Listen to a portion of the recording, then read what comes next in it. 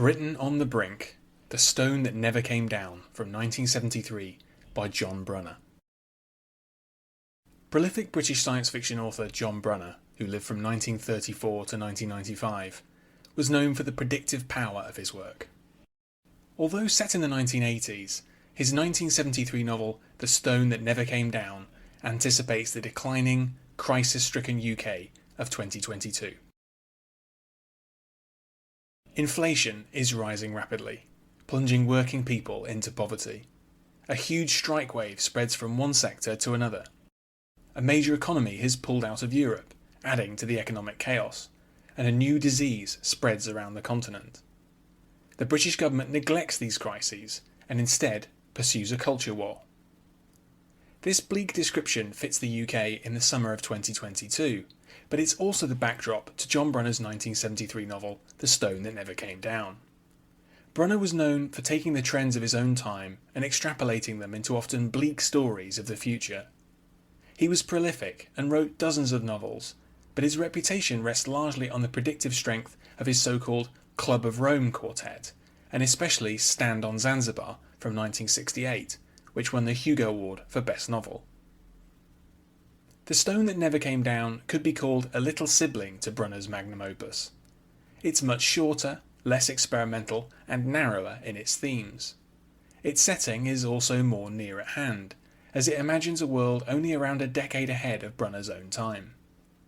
The critic John Clute wrote that Brunner experienced a loss of belief in naive victories. This novel is arguably also different in that sense. It posits an emergent technology with the potential to avert global catastrophe. Brunner, then, is somewhat more optimistic here than in his better-known books. The story is set in a grim and declining London. The country faces economic ruin, violent religious fanatics rule the streets, and the exit of Italy from the European Economic Community, or EEC, threatens to prompt a continent-wide war. The most prominent character in the book is Malcolm Fry, a former teacher who was hounded out of his job for offending the powerful, conservative Campaign Against Moral Pollution. Malcolm's wife has left him, and he's been forced to rent out most of his house to make ends meet. Malcolm's life and the state of the world are both precarious, but things begin to change quite suddenly. One night, a depressed and drunken Malcolm recklessly takes an unknown pill given to him by a man he meets in a pub. Soon, the desperate ex-teacher finds himself thinking differently. His memory improves hugely, as does his ability to make intuitive connections between seemingly unrelated things. He becomes more aware of the effects his actions have on others. Whatever he has taken is mind-expanding in a very real sense. The only drawback is that Malcolm experiences a greatly increased need for sleep. Malcolm meets a pair of scientists based at a small private institute. He learns that he's been given VC, or viral coefficient, an experimental organic compound that has permanently restructured his brain.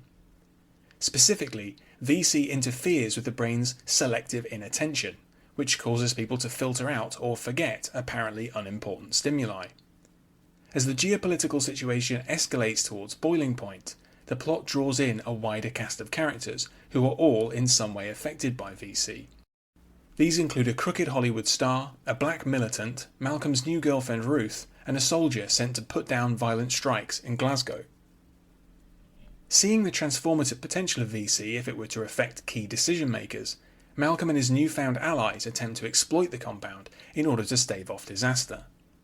This tech fix is arguably what Clute would call a naive victory. No one believes that any kind of mass action or social movement can provoke change. Only a miracle drug that alters human perception on a fundamental level. However, this potential shortcut to salvation in no way diminishes the stone that never came down. The story may indulge in some wishful thinking, but only after Brunner has crafted an eerie and unsettling extrapolation of today's problems. As with the author's better-known books, many elements here have an alarmingly direct equivalent in the real world of 2022. These parallels are partly a reflection of the state of crisis in which we find ourselves, but they're also a result of Brunner's extraordinary perceptiveness and imagination. The Stone That Never Came Down adds to the argument that this great British author should be more widely read.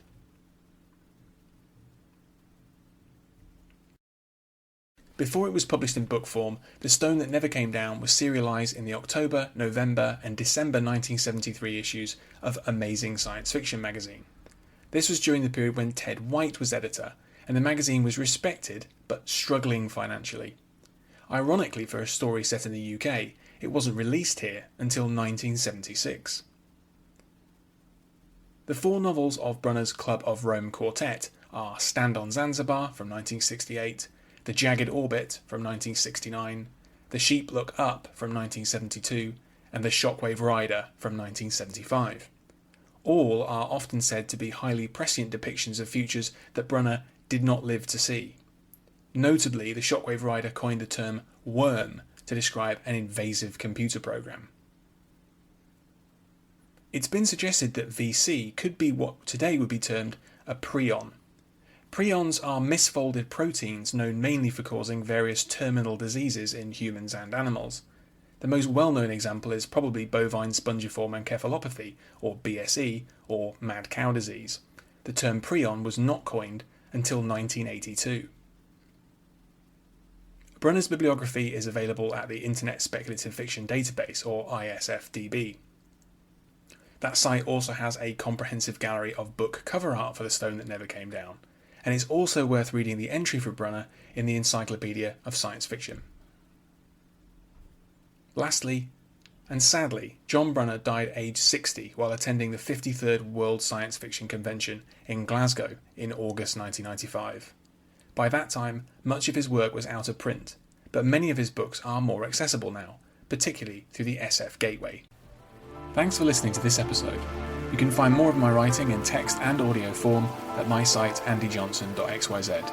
You can also find me on Twitter at andyjohnsonuk, and you can support me at patreon.com/andyjohnson. Catch you next time.